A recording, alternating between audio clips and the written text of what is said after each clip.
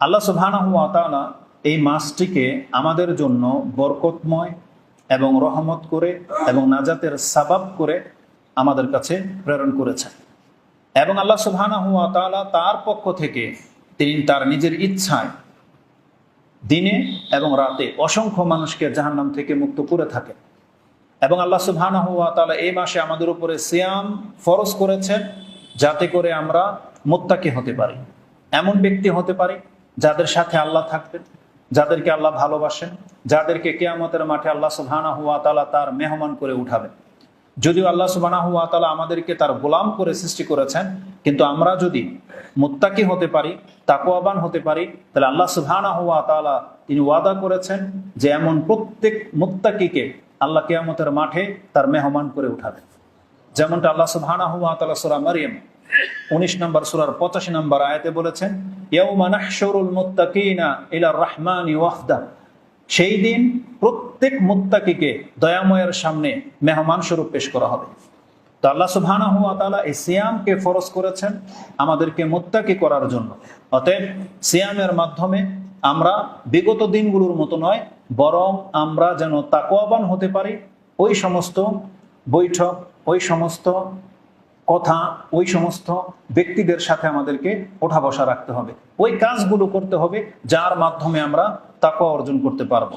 রাসূলুল্লাহ সাল্লাল্লাহু আলাইহি ওয়াসাল্লাম থেকে যেমনটা বলা হয়েছিল, লাইসা সিয়ামু মিনাল আকলি ওয়াশ শুরবি ফাকাত ইন্নামা সিয়ামু মিনাল লাগwi ওয়ার রাফাস। রাসূলুল্লাহ সাল্লাল্লাহু আলাইহি ওয়াসাল্লাম বলেন যে সিয়াম শুধু খাদ্য আর পানি ছেড়ে দেওয়ার নাম নয়, বরং সিয়াম হলো লাগো, অনর্থক এবং ফাহেসা এবং মূর্খামি ছেড়ে দেওয়ার নাম।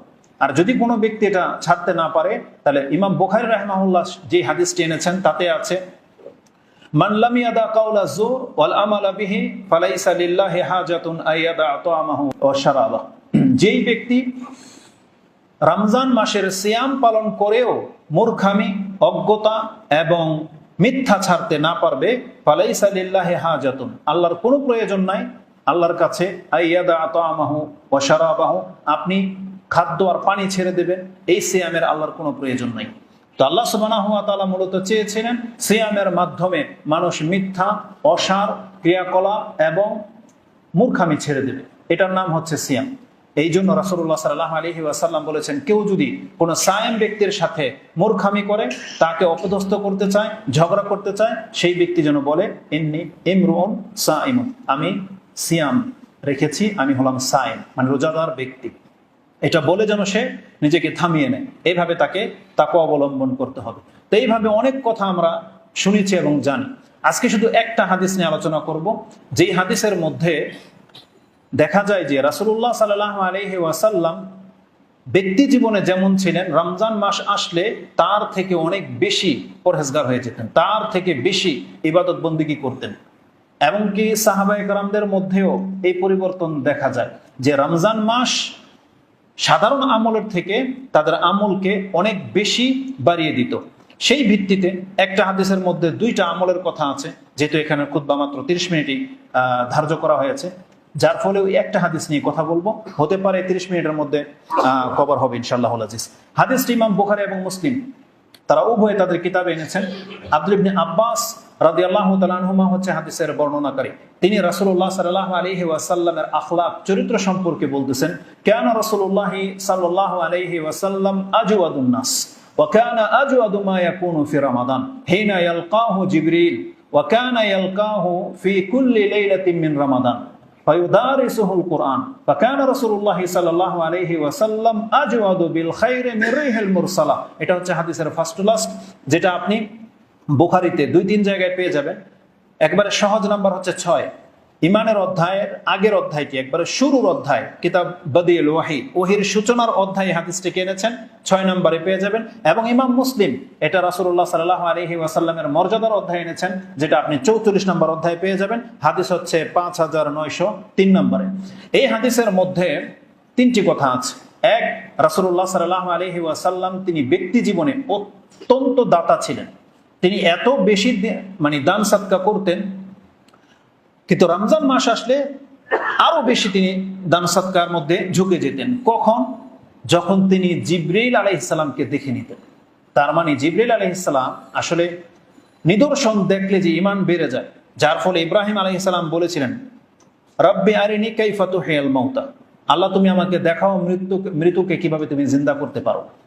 তো তাকে বলা হয়েছিল আওয়ালাম তুমিন, তুমি কি বিশ্বাস করো না, ঈমান আনো না? বলছে কালু বালা ওয়ালাকিন ইয়াতমাইন্না কলবি, কিন্তু আমার মনের প্রশান্তির জন্য আল্লাহ দেখতে চাচ্ছি। তো ইমাম বুখারী এই আয়াত এবং এই হাদিসগুলো নিয়ে আসছেন যে ভালো কাজ করলে, নিদর্শন দেখলে ঈমান বেড়ে যায় এবং পাপের কারণে, গাফলাতের কারণে ঈমান কমে যায়। তো রাসূলুল্লাহ সাল্লাল্লাহু আলাইহি ওয়াসাল্লামের সাথে যখন জিবরিল আলাইহিস সালাম প্রত্যেক রাতে সাক্ষাৎ করতেন, যার ফলে রাসূল সাল্লামের ঈমান আরো অনেক বেশি বেড়ে যেত। তিনি যতটা দান করতেন তার চাইতেও বেশি তিনি দান করার চেষ্টা করতেন। কেন? হিনা ইয়ালকাহু জিবরিল ওয়া কানা ইয়ালকাহু ফি কুল্লি লাইলাতিন মিন রমাদান। এই কথাটা হয়তো অনেকেই গুরুত্বের সাথে নেননি বা বুঝেননি কি বলা হয়েছে। সাধারণত জিবরিল আলাইহিস সালাম কখনো কখনো আসেন ওহী নিয়ে, মাঝে মাঝে বিশেষ কোনো প্রয়োজন ছাড়া তিনি নাজিল হন না। তাকে বলা হয়েছিল আপনি কেন বেশি আসতে কিসে বাধা দেয়? বলছে আমরা কেবলমাত্র আমাদের প্রতিপালকের ইচ্ছাতেই আসতে পারি, নয়তো আমরা আসতে পারি না, আমাদের এখতিয়ার নেই। সে আয়াত যে আপনি সূরা মরিয়ম 19 নম্বর সূরার 64-65 দিকে পেয়ে যাবেন সম্ভবত। তো আশ্চর্যের ব্যাপার হচ্ছে রমজান মাস এমন একটা মাস যে আল্লাহ সুবহানাহু ওয়া তাআলা 30 দিনই জিবরিল আলাইহিস সালামকে নাজিল করতেন প্রত্যেক রাত। কি করতেন? এসে ইউদারিসুল কোরআন, শুধু কোরআন শিক্ষা দিতেন। আজীব, এই হাদিসের মধ্যে একটা আমল পাওয়া যায়, ইউদারিসুল কোরআন। রাসূলুল্লাহ সাল্লাল্লাহু আলাইহি ওয়াসাল্লামকে তিনি রমজান 30 দিন কোরআন শিক্ষা দিতেন। তো এটা হচ্ছে আমাদের অনেক বড় একটা আমল। এই সম্পর্কে আমরা কিছু কথা বলবো যে কোরআন পাঠের ফজিলত কি। আর রাসূলুল্লাহ সাল্লাল্লাহু আলাইহি ওয়াসাল্লাম জিবরিল আলাইহিস সালামকে দেখে নিলে কি হতেন? ও কানা আজওয়াদু বিল খায়র মির রিহিল মুরসালা। তিনি যত কল্যাণকর পথ আছে, যতগুলো কল্যাণকর দিক আছে, প্রত্যেকটা কল্যাণকর কাজে তিনি অগ্রগামী হয়ে দান সদকায় লিপ্ত হয়ে যেতেন। আজওয়াদু, অনেক বেশি বেড়ে যেতেন। তা আমরা তার দান সদকা নিয়ে কথা বলবো। যদিও আমি ইচ্ছা পোষণ করেছি যে রাসূলুল্লাহ সাল্লাল্লাহু আলাইহি ওয়াসাল্লামের দান সম্পর্কে আমি আপনার কাছে বলবো না, কারণ আমরা ওইরকম হইতেই পারবো না। কেন হইতে পারবো না জানেন? জাবের বিন আব্দুল্লাহ থেকে একটা হাদিস আমি আপনার কাছে পেশ করতে পারি, যেটা ইমাম বুখারী এবং মুসলিম তাদের উভয় কিতাবে এনেছেন। এটাও রাসূলুল্লাহ সাল্লাল্লাহু আলাইহি ওয়াসাল্লামের মর্যাদার অধ্যায় পাবেন। যেমনটা বলেছি 5903, ওটা ছিল 3, এটা পেয়ে যাবেন 5912। এবং ইমাম বুখারী রাহিমাহুল্লাহ তিনি তার সাদাকা যাকাতের অধ্যায়ে হাদিস এনেছেন। হাদিস নাম্বারটা বুখারী থেকে বলে দিই, 6034, 6034। তাতে বলা হয়েছে যে রাসূল সাল্লাল্লাহু চরিত্রটা কেমন ছিল। তিনি বলেন, মা সুইলা রাসূলুল্লাহ সাল্লাল্লাহু আলাইহি ওয়াসাল্লাম শাইআন তাত্তু ফাকালা লা। জাবের বিন আব্দুল্লাহ তিনি বলতেছেন, আমি রাসূলুল্লাহ সাল্লাল্লাহু আলাইহি ওয়াসাল্লামকে এমন অবস্থায় পেয়েছি তার কাছে কোনোদিন কোনো কিছু চাওয়া হয়েছে, যে কেউ এসে চেয়েছে আর রাসূল সাল্লাল্লাহু তাকে বলছে যে না, এটা কোনোদিন বলেন নাই। আমাদের কাছে তো 1 জন 2 জন 3 জন যদি একের পর এক ভিক্ষা করে, চতুর্জনের উপরে তো আমাদের চোখ গরম হয়ে যায়, তাই না? যে বাহানা পাইছেন, মানে একজনকে দেখছেন না, শুরু হয়ে গেছেন, আমরা এরকম বলি না, বা যাও এরকম ধমক দিই। কিন্তু রাসূলুল্লাহ সাল্লাল্লাহু আলাইহি ওয়াসাল্লামের কাছে যে কেউ চেয়েছেন, মা সুইলা রাসূলুল্লাহ সাল্লাল্লাহু আলাইহি ওয়াসাল্লাম শাইআন কাত্তুম, বলা হয়েছে কোনো কিছু কখনো চাওয়া হয়েছে আর তিনি বলেছেন যে লা, এমনটা হয়নি। তার মানে রাসূলুল্লাহ সাল্লাল্লাহু আলাইহি ওয়াসাল্লাম তাকে দেওয়ার চেষ্টা করতেন, যতটুকু পারতেন, যা ছিল তাই তিনি দিয়ে দিতেন। এমন একটা ব্যক্তির ঘটনা আছে, এক ব্যক্তিকে তিনি বলছে তুমি ইসলাম গ্রহণ করো, বলতেছে আমি ইসলাম গ্রহণ করলে কি আমাকে বকরিগুলো সব দিয়ে দিবেন? এক উপত্যকা বকরি ছিল, একটা উপত্যকা, 2 পাহাড়ের মাঝের একটা অঞ্চল যদি ভরে যায়, এত বকরি ছিল। বলছে দিয়ে দিব। সে ব্যক্তি ইসলাম গ্রহণ করে নিয়েছে, রাসূল তাকে দিয়ে দিয়েছে সে বকরি। সেই ব্যক্তি তার গ্রামে গিয়ে বলতেছেন, ইয়া কাওমি আসলিমু, তোমরা ইসলাম গ্রহণ করো, ফা ইন্না মুহাম্মাদান লা ইউতি আতাআন, মুহাম্মদ এতটা দেবে, লা ইয়াখাফুল ফাকরা, মুহাম্মদ ফকির হয়ে যাওয়াটাকে ভয় করে না। একটা মানুষের রাজার ভান্ডার ফুরিয়ে যাবে যদি এরকম উপত্যকা মতন বকরি একজনকে দিয়ে দেয়। আর এই ব্যক্তি বলতেছে ইসলাম গ্রহণ করো, মুহাম্মদ তোমাদেরকে এতটা দেবে, তিনি ফকির হয়ে যাওয়াটাকে ভয় পায় না। চিন্তা করা যায়? তো রাসূলুল্লাহ সাল্লাল্লাহু আলাইহি সাল্লামের দান নিয়ে আমি বলবো না, তবে তাকে অনুসরণ করেছেন এমন বহু ব্যক্তিত্ব আছে, তাদের চরিত্রটা কেমন ছিল বলি। আপনারা প্রত্যেকে আবু বকর সিদ্দিক রাদিয়াল্লাহু তাআলা দান সম্পর্কে জানেন, ওমর রাদিয়াল্লাহু তাআলা দান সম্পর্কে জানেন, কিন্তু আমি আজকে কোনো পুরুষের দানের কথা বলবো না, বরং ইতিহাসের পাতার মধ্যে লুকিয়ে থেকে গেছে বা ধামা চাপা পড়ে আছে বা তাদের কথাগুলো উল্লেখ করা হয় না। পৃথিবীতে এরকম বহু মহিলা আছে যারা ইসলামকে বিজয়ী করার জন্য তাদের জীবনের অনেক বেশি ভূমিকা রেখেছিলেন। তারা এত বেশি দাতা ছিলেন, এত বেশি তারা দান সাদকা করতেন যে আমরা তাদেরকে নিয়ে চর্চা করি না। সেই সমস্ত মা বোনদের মধ্য থেকে 3 জন ব্যক্তির কথা শুধু আমি আপনার কাছে উল্লেখ করব। আমরা প্রত্যেকে জানি খাদিজা রাদিয়াল্লাহু তাআলা আনহার কথা, জানি না? উম্মুল মুমিনিন খাদিজা রাদিয়াল্লাহু তাআলা আনহা, তিনি তার জীবনের যত ইনকাম ছিল সব মুহাম্মদ সাল্লাল্লাহু আলাইহি সাল্লামের মাধ্যমে ব্যয় করে দিয়েছেন। সব, যেটা ছিল ইসলামের সূচনা, তার মতন পৃথিবীতে এমন ভূমিকা কেউ রাখতে পারেনি আর পারবেও না। তারপরে সেই সুন্নাহ, সেই রীতি অবলম্বন করতেন আয়েশা রাদিয়াল্লাহু তাআলা আনহা। আমি ওই হাদিসটাকে কেন্দ্র করে আজকের বক্তব্যটা সাজিয়েছিলাম, কিন্তু দুর্ভাগ্যবশত কোন কিতাবে পড়েছিলাম আমি খুঁজে পাইনি। মানে একটা সহি কিতাবে আছে, একটা ইতিহাসের কিতাবে, ওমর রাদিয়াল্লাহু তাআলা আনহুর যুগের ঘটনা, যে তিনি আয়েশা রাদিয়াল্লাহু তাআলা আনহাকে একটা বাড়ি দিয়েছিলেন, একটা প্লেস, বিশাল এক বাড়ি। আয়েশা রাদিয়াল্লাহু তাআলা আনহা সেই বাড়িতে বসবাস করেননি, তিনি সেই বাড়িটাকে পুরো 1 লাখ স্বর্ণ মুদ্রায় বিক্রি করে দিয়েছিলেন সেই যুগে, 1 লাখ স্বর্ণ মুদ্রা। এবং তিনি কি করেছিলেন জানেন? তিনি সেই টাকা দান করতে লেগে গেলেন। এক পর্যায়ে সেই 1 লাখ স্বর্ণ মুদ্রা, সর্বশেষ স্বর্ণ মুদ্রাটা যখন তিনি দান করে দিলেন, তার খাদেমা, তার সাথে যিনি ছিলেন, তিনি বলতেছেন, ইয়া উম্মুল মুমিনিন, আপনি তো আজকে সিয়াম ছিলেন, আপনি চাইলে তো নিজের সিয়ামের জন্য একটা দিরহাম আপনি রেখে নিতে পারতেন। তিনি বলতেছেন, তাহলে তুমি একটু আগে কেন বললে না? তিনিও ভুলে গেছেন যে তার ইফতারি করার মতো কোনো সম্পদ তার কাছে এই মুহূর্তে নাই। তিনি সব টাকাগুলো দান করে দিলেন, বললেন যে একটু আগে বললে হয়তো আমি এই দিরহামটা নিজের জন্য রেখে নিতাম। তাহলে এটা হচ্ছে তাদের দান। যদি তার দানটা এমন হয়, তাহলে তার চেয়ে কত বেশি দাতা ছিলেন যায়েনব রাদিয়াল্লাহু তাআলা আনহা। রাসূলুল্লাহ সাল্লাল্লাহু আলাইহি ওয়াসাল্লামকে একদিন জিজ্ঞাসা করা হয়েছিল, ইয়া রাসূলুল্লাহ, আপনার সাথে সর্বপ্রথম কার সাক্ষাৎ হবে? তাকে জিজ্ঞাসা করা হয়েছিল, আইয়ুনা আসরাউ বিকা লুহুকান, আমাদের মধ্যে কে সর্বপ্রথম আপনার সাথে সাক্ষাৎ করবে?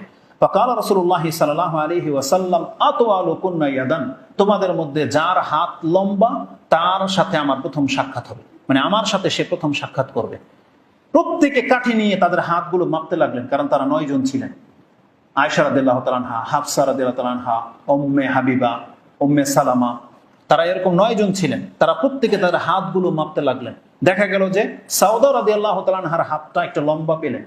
তারা ভাবলেন যে হয়তো সাউদা রাদিয়াল্লাহু তাআলা আনহা রাসূল সাল্লাল্লাহু আলাইহি ওয়াসাল্লামের সাথে প্রথম সাক্ষাৎ করবে, কিন্তু পরবর্তীতে তারা বলেন, ফাআলিমনা বাদু আন্নামা কানা তুলু ইয়াদাহা as-সাদাকাতু, বরং এই হাত লম্বা মানে হাত লম্বা নয়, বরং যার দানের হাত লম্বা ছিল তার কথা রাসূল সাল্লাল্লাহু আলাইহি ওয়াসাল্লাম ইঙ্গিতে বলেছেন।